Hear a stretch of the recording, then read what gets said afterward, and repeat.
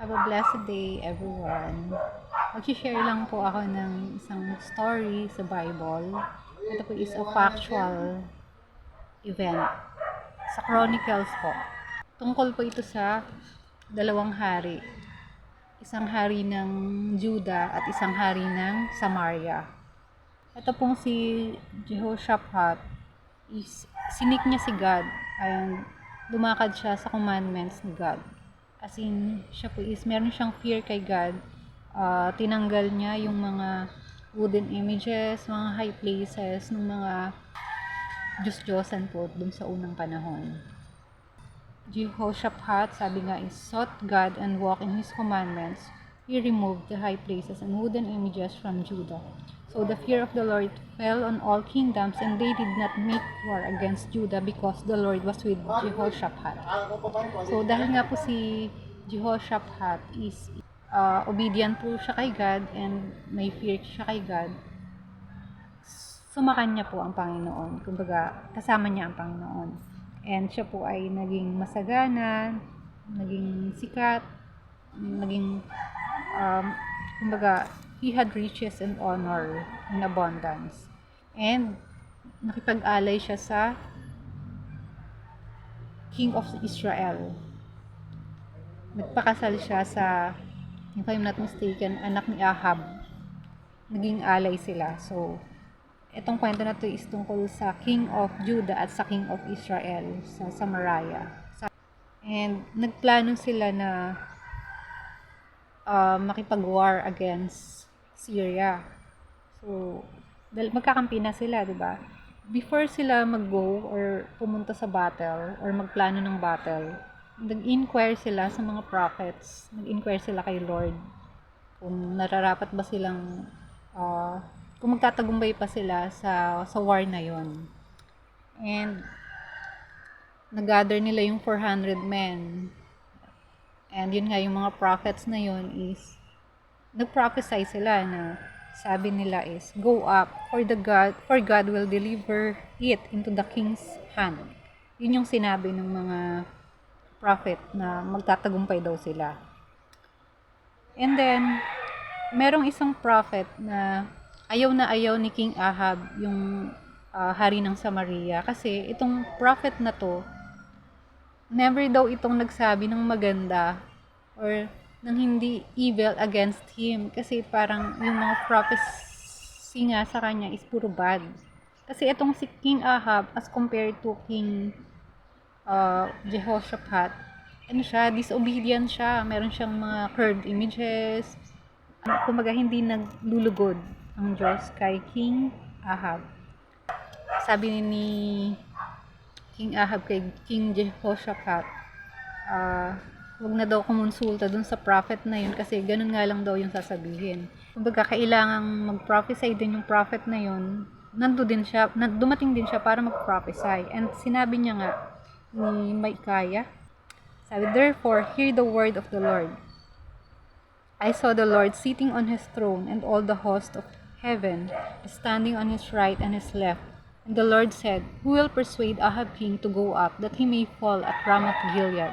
So one spoke in this manner, and another spoke in that manner. And yun nga, kagaya nga nitong 400 men, nagkaroon nga ng mga tao na nag-persuade kay King Ahab para mag-go siya sa battle.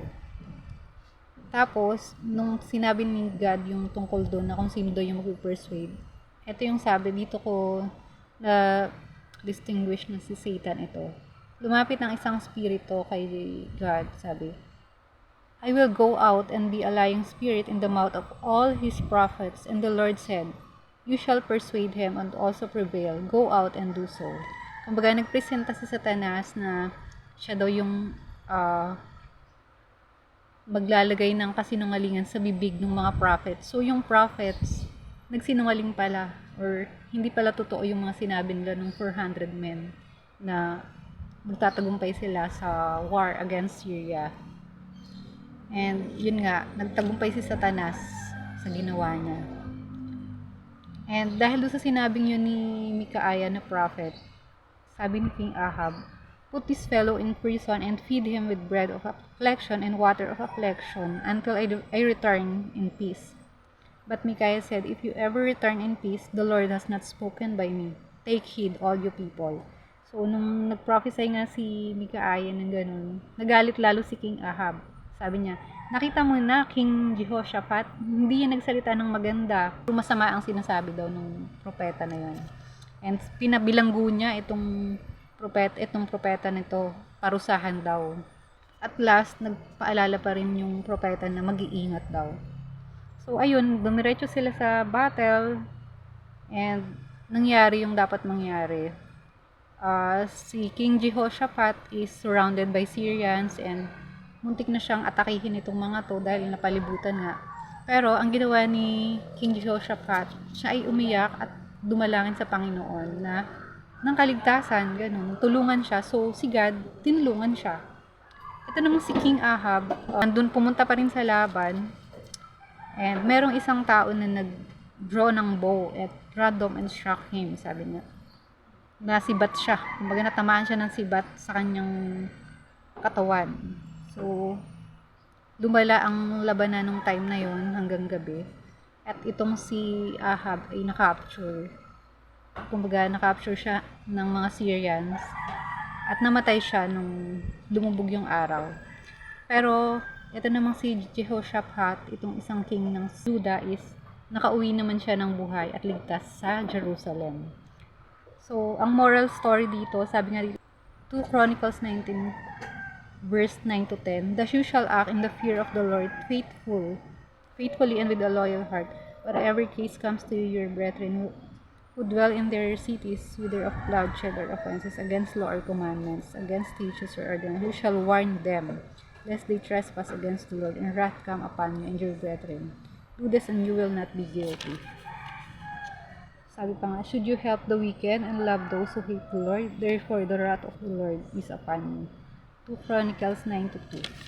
Yung reminder po na yan is, kapag alam mo na yung tao na yun ay hindi siya obedient kay God, hindi mo dapat siya i-help. At ganun nga yung nangyari kay Jehoshaphat.